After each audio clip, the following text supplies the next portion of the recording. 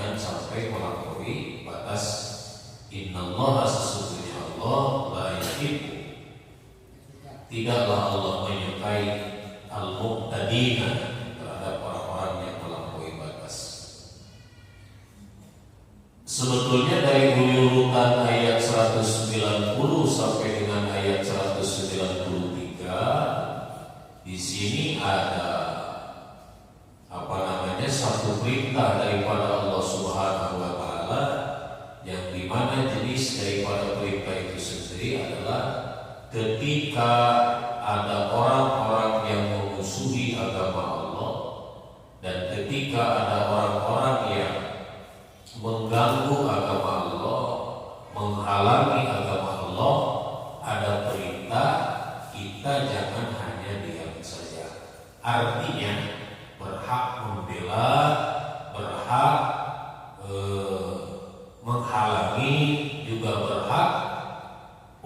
menghardik, tetapi tentunya tidak keluar daripada batas-batas yang ditentukan oleh Allah Subhanahu wa Ta'ala. Contoh, kalau ada orang yang menghina dengan diri kita, tidak boleh kita balas dengan penghinaan. Itu sangat-sangat tidak boleh. Apalagi mukmin dengan mukmin. Haram hukumnya jiwa seorang mukmin jangankan dibunuh, dihina, dijelek-jelekan pun, diceritakan keburukannya, itu sangat-sangat dilarang oleh Allah. Contoh, ada orang yang bengisnya luar biasa, jahatnya luar biasa, tapi tentu agamanya sama dengan agama yang kita anut. Maka dalam hal ini Allah sangat-sangat melarang supaya kita menutup aibnya, artinya kita tidak menyebarluaskan dengan keburukannya. Apalagi kalau sampai terjadi pembunuhan. Makanya dalam surat yang selanjutnya, ayat yang selanjutnya, Allah ada penekanan di ayat 191, wal fitnatu asyaddu minal qatli. Kadang-kadang menyebar fitnah itu dosanya lebih kejam, lebih besar daripada satu pembunuh. Contoh, mau kita dibilang miskin, mau kita dibilang kucel, mau kita dibilang orang gak mampu, mau kita dibilang orang apalah namanya, tidak boleh ada reaksi dari diri kita yang penghinaan itu ada hubungannya dengan pribadi kita masing-masing. Tidak boleh. Kalau pesan Mama Maniis Tasik, Kiai Haji Samsudin Tasik almarhum almarhumullah nafa'anallahu ta'ala bi'ulmi, beliau menyampaikan, beliau ulama ahli tasawuf, ulama ahli akhlak, jauh daripada hingar-bingar dunia, sampai-sampai bangunannya pun atapnya masih terbuat daripada apa tuh? Hijau. Bangunannya pun bukan dari tembok, tetapi dari bilik kayu, bambu dan lain sebagainya. Sampai sekarang pun kokoh berdiri pesantrennya yang diteruskan oleh para putranya. Beliau dulu saya sempat silaturahmi, mudah-mudahan saya diakui menjadi santrinya. Beliau menyampaikan, lamun aya batur nu ngahina urang ulah ngahina deui bisi nu gelo jadi duaan. Itu yang disampaikan. Lamun maneh atau lamun urang dihina ku batur, omat urang ulah ngahina deui bisi nu gelo jadi duaan. Kalau kita translate pakai bahasa yang lebih kita paham, kalau ada orang yang menghina, kita tidak boleh balas menghina, takutnya nanti yang gila jadi dua orang.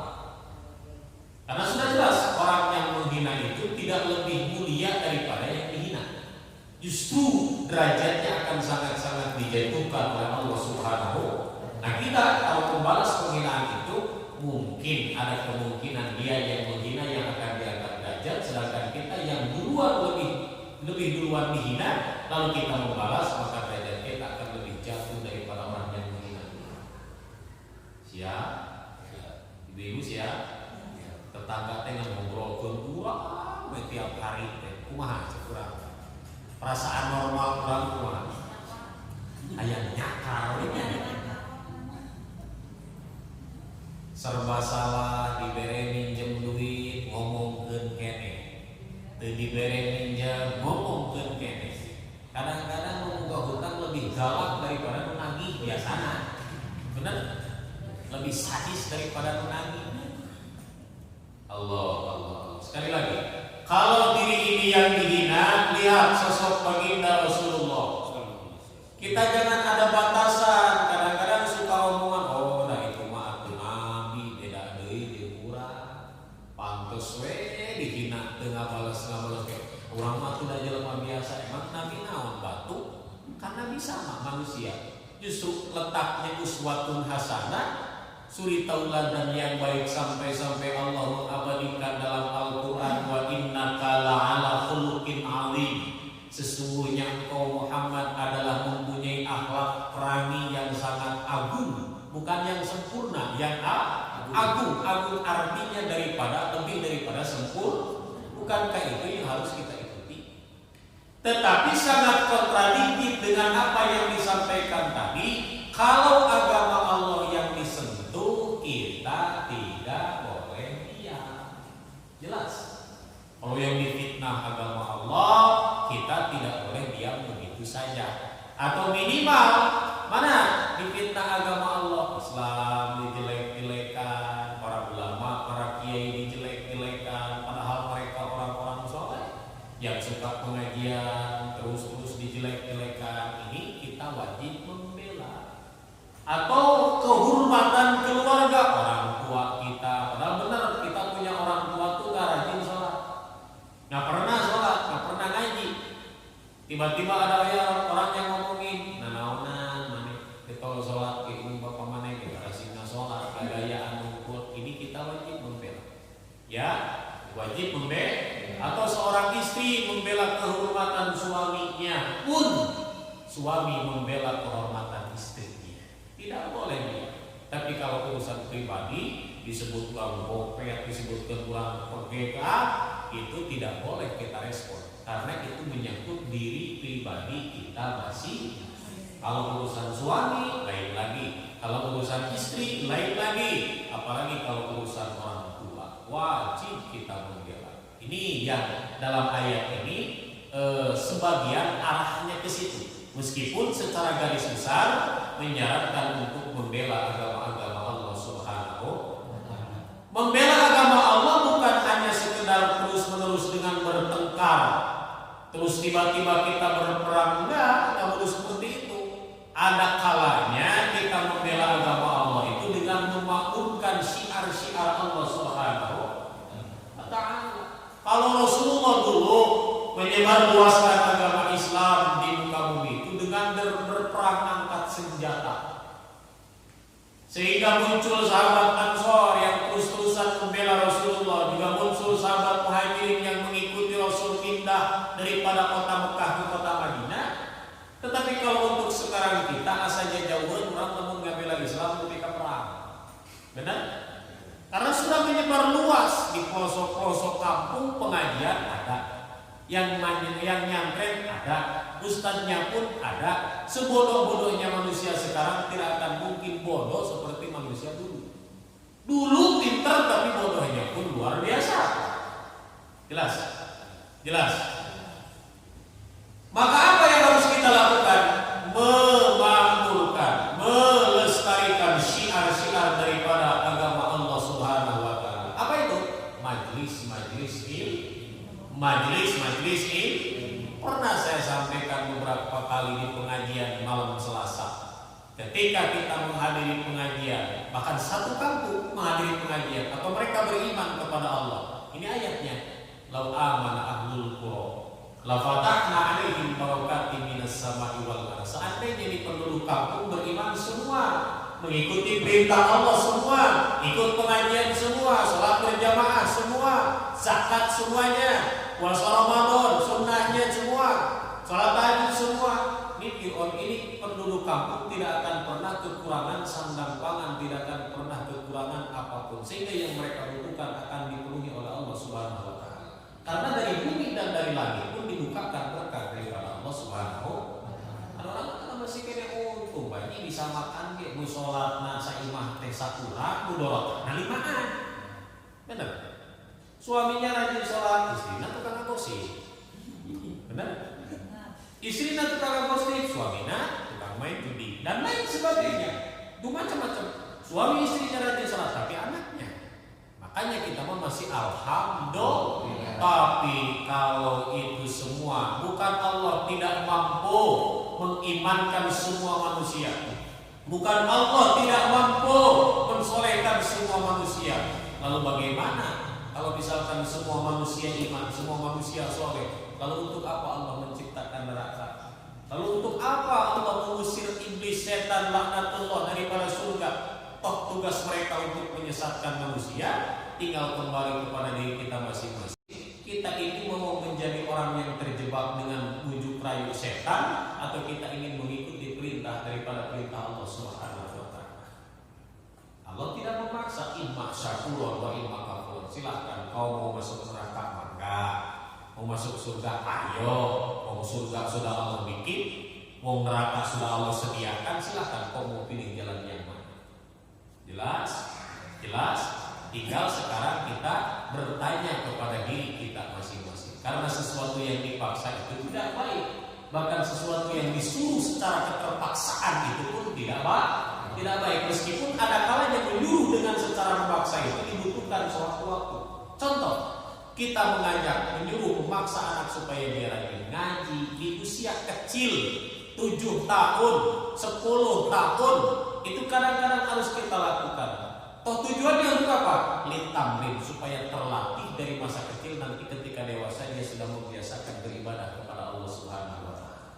Tapi tidak sedikit orang yang dulunya saking sibuk kerja dan lain sebagainya tidak pernah ingat sholat, tidak pernah ingat puasa, tidak pernah ingat ke masjid. Toh ketika dia menginjak usia tua, dia rajin, dia sendiri yang berangkat ke masjid tanpa dibujuk oleh siapa.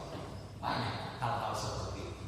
Makanya selama kita menjadi manusia, kita kadang-kadang tuh kalau iman kita lagi naik, maka kita ibaratnya seperti malaikat, cuman potongannya potongan manusia. Kalau iman kita turun, kita kadang-kadang seperti ini, cuman potongannya potongan manusia. Pernah kisah yang pernah saya sampaikan, para siswa yang mempunyai satu ulama namanya para siswa yang mempunyai murid atau santri 60.000, semuanya bisa terbang. Sampai-sampai mereka mengadakan pengajian itu bukan di bawah, di awal-awal, di luhur ngaraji kita. Tapi ketika Allah menghendaki ini ulama akan menjadi ahli neraka, ya jadi ahli neraka. Makanya di dunia tidak ada orang yang lebih baik kecuali daripada Rasulullah. Ini kita semua lagi berlomba. Yo, saya pun yang menyampaikan ceramah, yang ceritanya ngajar ibu-ibu, bapak-bapak, ini cuma casingnya saja. Allah yang lebih tahu. Menurut ukuran ibu-ibu saya ini orang soleh, tapi saya yang tahu dengan Allah seberapa banyak sih sholat saya. Saya tahu. Berapa banyak sedekah yang saya keluarkan, saya tahu. Seberapa rajinnya saya wiridan baca sholawat, saya tahu. Kalau menurut ibu-ibu, iya, karena sorbannya segede banget Vespa. Pasti ini orang soleh. Pakainya gamis terus, benar. Tapi yang tahu kesolehan itu adalah saya dan Allah Subhanahu. Tidak jadi tolak ukur. Makanya dalam disampaikan dalam sebuah hadisnya Rasulullah, innallaha la yanzuru ila suwa. Jika kita apa nih?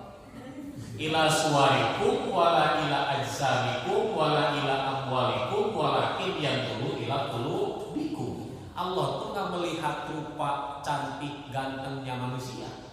Allah tidak melihat dari fisik tinggi dan pendek, gemuk kurusnya manusia, tidak. Allah pun tidak melihat seberapa banyak dan sedikitnya harta manusia, tidak. Tetapi yang Allah lihat itu apa? Qulubikum. Yang Allah lihat itu adalah hatinya. Karena kalau hatinya baik, yang keluar dari mulut insya Allah jelas. Kalau hatinya baik, yang keluar dari mulutnya insya Allah bermanfaat bagi orang banyak. Makanya kita harus membedakan ketika kita sedang senda gurau, bercanda dengan serius, kita harus pandai membedakan. Kalau kita lagi bercanda, mau itu dengan siapapun, dibatasi, lihat, batasi. Dari leher ke atas, ini ngomong bercanda. Dari leher ke atas, biar tidak masuk hati maksudnya. Tapi kalau serius, meskipun dengan orang yang tidak dikenal, umurnya di bawah kita, titip dari leher ke bawah, biar masuk hati. Jelas tidak? Jelas tidak? Misalkan orang boga anak soleh pesantren, pulang ke rumah hari urangna candai pengajian, cek budak iraha atau mamah teh rek pakai kerudung, rek belajar pengajian, cigah batur ke masjid, cek anak urang. Itu ngomong serius, bukan bercanda. Itu ngomong dari sini ke bawah, biar masuk hati. Setelah ini masuk hati,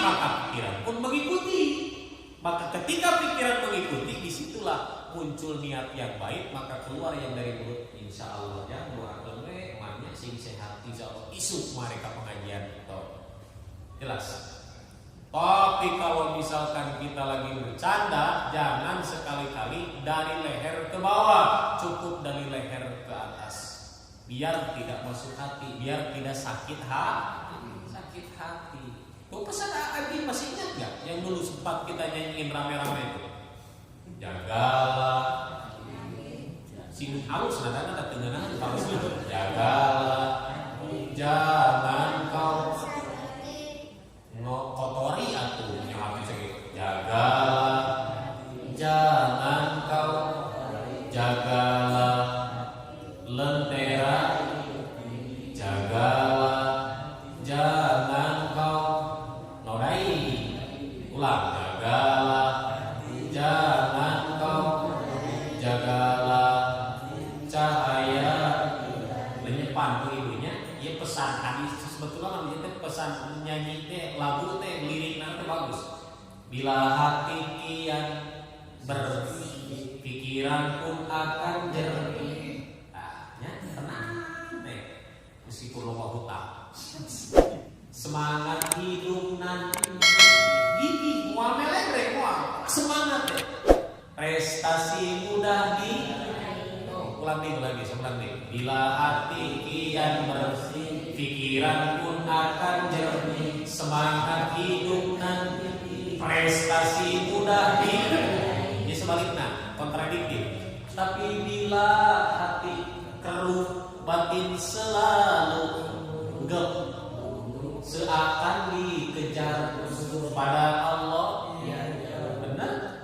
So, pemakai guru Quran Nabi Silieun ngartikeun Quran nyanyi we eta unggal poe. Asli kajen dicarekan ku sasaha nyeri hate. Jelas? Karena kita sama dengan lirik lagu yang disampaikan oleh Sunan Kalijaga, lihat. Oleh Sunan Kalijaga, lir ilir tandure wisu milir tak ijo royo tasenggu temanten tak senggu lu teu bisa atau cicing kuku nyeman ulangan sih kerja kuku nyeman bocah penek no blimbing kui lu penek no kanggo basuh dodot kanggo basuh dodot kiro kumikir bedahing pinggir dondomono jumotono kanggo sebo mangkok sore kanggo sebo mangkok sore mumpung padang rembulane mumpung jembar galangane yok surah lamun cek bahasa Sunda nama cincang kelima cinglen cineten. Ini pesan luar biasa. Plos kakolong bapak satar bulan mentok pesan Sunda. Cincang keling hari manuk cinglen cineten yang memperhatikan kita tuh manuk cinglen. Siapa manuk cinglen? Malaikat Allah. Diperhatikan sampai hati orang diperhatikan, jiwanya orang diperhatikan ku para malaikat Allah. Los ke kakolong, kamana kakolong ka kubur? Bapak satar bulan bawa palu salah diketok karena gitu. Jelas? Lalu lirik lagu tadi, cah angon penek no blimbing kui. Ini kita saja lagi mengembala. Yang namanya manusia di dunia, kita semua adalah pengembala. Pengembala. Jelas. Apa yang kita gembala? Hati. Apa yang kita gembala?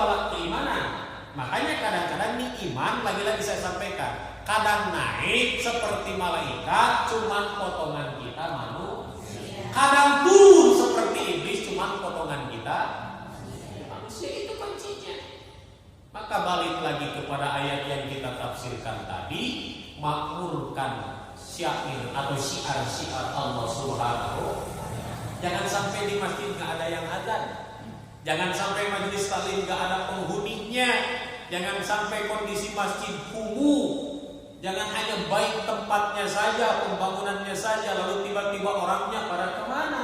Ini tugas kita, karena dakwah itu bukan tugas kiai anjingan ulama saja. Dakwah itu tugas semuanya. Kalau tausiah memberikan ilmu agama itu baru ada ahlinya. Ya dakwah di rumah, iddah binafsi. Dakwah adalah yang paling efektif, adalah dakwah dimulai daripada diri sendiri. Coba orang mungkin di rumah masing-masing punya kaca buat ngenteng ayat sok laan kok buka kopiah ya, buka kopiah tong baju mah pakai pakaian, buka kopiah, buka sarung pakai celana sama baju nantung. Kurang teh tanya lah nyepan mana teh geus kolot teh iraha mana teh bener ciga nu gelo we ngomong sorangan. Karena lamun disuruh ke orang lain pasti amuk. Kata gue geus kolot mah sadar, mana teh geus tereh pae, moal teu pusing teh urang asli. Ngeunteung di kaca di kamar kieu eta. Cing gede kaca. Bener. Diresapi, dihayati ku urang cing kaset keneh tahu urang geus botai ayeuna. Ini kadang-kadang ini mah bukan ngobrolin siapa-siapa. Saya pribadi bisa geus mandi pas sebelum pakai sorban. Ini orang santri atau kumaha ngajar santri, saya sok ngaca heula. Nah, rambut saya ke waktu panjang pan cigah rada gagah gitu nya. Deukeun bae pada ngaji mah pan kudu kaharti ngaji mah deukeun bae. Tah. Kayak nama umum teh penek, tapi perasaan saputu asa jadi ngorang dirinya. Tapi mun kan umur 36 tahun berarti ngolot tanda kabari mah gondrongnya masih kena 30 tahun. Nah ayeuna botak ciga ABGD ciga ngorang deui tapi umur 30 genep berarti pada hakikatnya memang banyak perubahan. Mana contohnya? Saya nepak badminton ge 2 set KO tuh asli. Oh berarti faktor usia. Bener tuh. Dulu makan pedas masih kuat. Ayeuna kan komo cengek kumpul teh jeung nasi mah ampun saya mah tahu. Bener teh mun make geho siap asli. Nah itulah kekurangan kita akan ketahuan dengan kita melihat. Makanya ada sebagian hadis yang disampaikan man arafa nafsahu faqad arafa rabb. Pernah enggak dengar hadis ini? Siapa orang yang kenal dirinya dia akan lebih mengenal Tuhannya, Allahnya.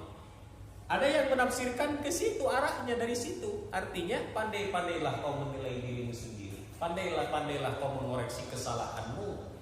Makanya kalau kita sudah ditanya hal seperti itu, kurang sampai masjid getol. Kete berangkat ke Mekah, nah atuh Pak Haji ini ke Mekah aslina, pan urang mah di dieu jiga pang awalna ke masjid. Sok urang turun di hotel. Orang Mekah mah geus ka mana? Mah di sab deukeut Raudhah ari urang. Cing sok jeung miksi mikane mikiran lapar urang mah tuh astagfirullahaladzim, padahal tujuan berangkat teh sini ingin benar-benar ibadah kepada Allah Subhanahu wa taala. Nah, artinya dengan kita mengkaji ilmu-ilmu Allah, dengan kita memakmurkan syiar-syiar Allah, dengan kita terus-menerus mengisi hati kita, pikiran kita dengan ilmu-ilmu Allah, disitulah letak hikmah yang sangat luar biasa. Ibu, jangan melihat kepahitan di rumah tangga yang dialami dengan suami dan keluarga, tapi lihatlah sesuatu yang manis yang pernah kita lalui bersama. Ulah ditinggali salaki geus setrukna ulah baheula kerjanya kumaha. Supaya aku gara-gara geus lila giring teh kaluman, hayu gerang digawe. Cager titah gawe. Cek salaki aya mending pae sakali lagi kita gawe. Sidikmu matak setruk yang mau gawe. Allah sallallahu alaihi wasallam. Ambil hikmah. Makanya dari setiap setiap manusia kita lihat sisi kebaikannya dengan dilihat dari sisi kejelekannya. Orang bawel 17 setan tengah tulungan, pasti ada sisi baiknya. Nah itulah yang disebut manusia yang sangat-sangat dicintai oleh Allah Subhanahu wa Ta'ala. Ngomong-ngomong nih pengajian yang terlalu panjang. Misalnya malam tadi, terus pagi tadi, terus terang saya tarik tidur saja, tunggu itu asli senama. Asli nah. Biasanya makan untuk subuh teh tidur bangun sebelum pokok. Hari tadi saya tidur saja. Kampurannya mau apa nya tidur? Gimana? Ada nggak jam kayaknya Ustaz untuk meredam hati kan kita berunjuk masyarakat. Ya. Dan suatu pancing oleh masyarakat dari kota Pangga supaya tidak keluar bahasa sama-sama oleh mereka ada. Satu yang diajarkan oleh baginda Nabi, dijaga kesuciannya, artinya jaga wudunya, itu aja. Yang kedua ada doanya. Saya kasih ijazah semua, siap? Tutup ke. Bismillahirrahmanirrahim. Bismillahirrahmanirrahim. Allahumma paksa ke. Ya, itu ijazah doanya. Tapi wudu dijaga wudu. Yang kedua doanya itu Allahumma najimu, Allahumma males digawe, Allahumma ayat amekeun menyarekan ka urang hayang ngalawan ditahan, Allahumma. Itu doa paling mudah. Jelas? Bila itu hidayah. Assalamualaikum warahmatullahi wabarakatuh.